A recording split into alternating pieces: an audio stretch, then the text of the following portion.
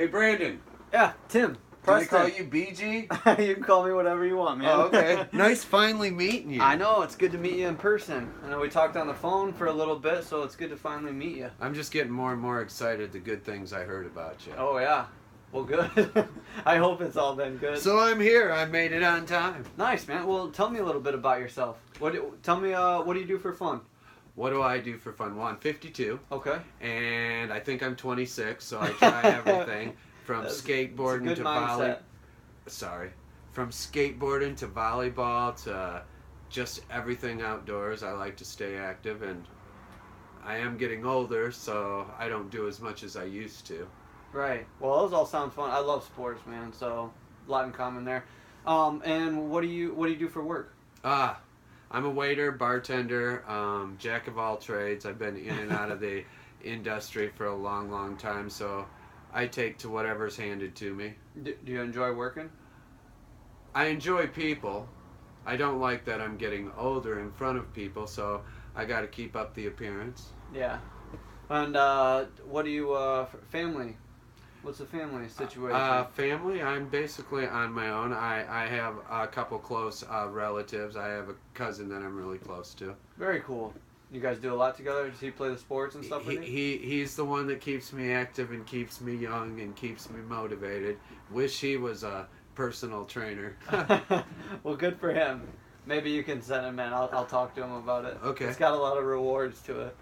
Well, so let's get a little more specific here. I know a little bit on the phone we had talked about you were wanting to maybe put on some size, but you had also mentioned some health concerns. What's going on there? Well, I'm 135 pounds. Now, that's not a man size for me. I want to be 150, 165, and I'm not trying to be unrealistic. I know it's going to take time. 15 pounds would be nice. Going into fall and winter, I should be able to do it, because in Michigan, there's always snow keeping you in. You can't be as active. So maybe I can get focused on the exercise part of it and eating right. I just found out I was diagnosed with first degree, I think that's what they call it, or something, stage 1 cancer. Oh, I'm sorry to hear that. And I smoke, and that's the hardest thing for me to give up. People have tried with me. Doctors wanted me to go on Xanax and stuff, but I don't want to put anything else unhealthy into my body. That's where you come in. No, I respect that. I in my training style, I do take a lot more of a holistic approach. I'm by no means a doctor, so I'm not telling you what you can and can't take, but my advice is going to be more towards a holistic side of things, of nutrition and meditation and mindset, things like that. So we talked about you wanting to put on a little bit of size, and about the smoking. Is there any? I don't eat right. Okay. I smoke instead of eat. But when I do eat, my cousin got me on to like chicken, fish. Got to have your vegetables, especially the orange ones. They're good for your spine. Learning all sorts of, but I might only eat once a day. Okay. Instead of, what I need a schedule. I need a map. I need something to go by. So it sounds like you're pretty task oriented then. Oh yeah. You're more of a list guy. Check stuff off a list, or big on the calendars and big on that dates and times. And time oriented. Okay. Very cool. So tell me, what's in terms of both your nutrition, your fitness, and then your health concerns? What's your motivation there? What's your driving force of wanting to change or be better or make some changes? The biggest thing, to be serious, I've surrounded myself with some very special people this part of my life, and I actually want to stay around for them, for quite a while. I don't want to be just another statistic in a memory. Oh yeah, Tim was great. No, I want to be Tim that's 98, Tim that's over 100, but healthy. I don't want to be in a nursing home. So it sounds like relationships are pretty important to you. They are. You want to be around for the long haul with people that mean something to you? I do. Well, I respect that. I'm the same way. I'm big on experience with people and the relationships and the communication. I think those are all important things. So a lot of respect there. With all that in mind, what do you foresee being the like a barrier for you to what would stop you from eating better or keep you smoking when you know that you shouldn't smoke, especially with the being diagnosed with the stage 1? What types of things are keeping you from doing the things that you say you know?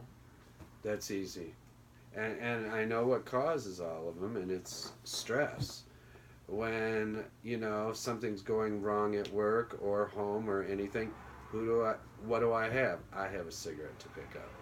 I feel that takes care of my stress when I know it only adds to the depression and stress, probably. I don't know what to believe, who to believe, you know what I mean? Mm-hmm. So I would say my boundaries are always curing it with a smoke. So you're saying most of this is all stress related then? Yes. You believe so? So can I give you a few facts on stress? I came to see you. Okay, awesome. So I've done a lot of independent research on stress, and I actually myself have struggled with anxiety and panic attacks for not consecutively or consistently, but I've struggled with it for a period of 4 years in 2-year chunks. So I had anxiety and panic attacks for 2 years, and then it went away for about 2 years, and then I've recently had it again for the last 2 years. So I dug into it a lot, and I've experienced a lot of stress and anxiety myself. And one big thing that I've read is that that meditation and deep breathing, and then also doing some journaling and gratitude. Not everybody's religious, so I don't want to say prayer, but some form of thankfulness, some sort of attitude shift. With meditation, all of these bring down cortisol levels and more mindfulness to an individual, and there's a lot of benefits to have an attitude of gratitude and spending some quiet time and releasing some thoughts, and that's why the journaling's good, and then also quiet time in your own head to do some meditation. So can I interrupt you? Yeah. I like that nobody's ever had that approach before, and that's a little me time. I've never meditated, but I know if I meditated I'd probably be praying anyways. But I like that direction that you're talking about. I just wanted to tell you that you can go on though, but the meditation sounds... Well, that kind of answers my question. I was going to say, knowing that now, how do you feel about... Would that be something that you would feel you would want to incorporate? Yeah, because then it's... As funny as it sounds, I don't want it to all be weights, I want it to be everything I can get out of it.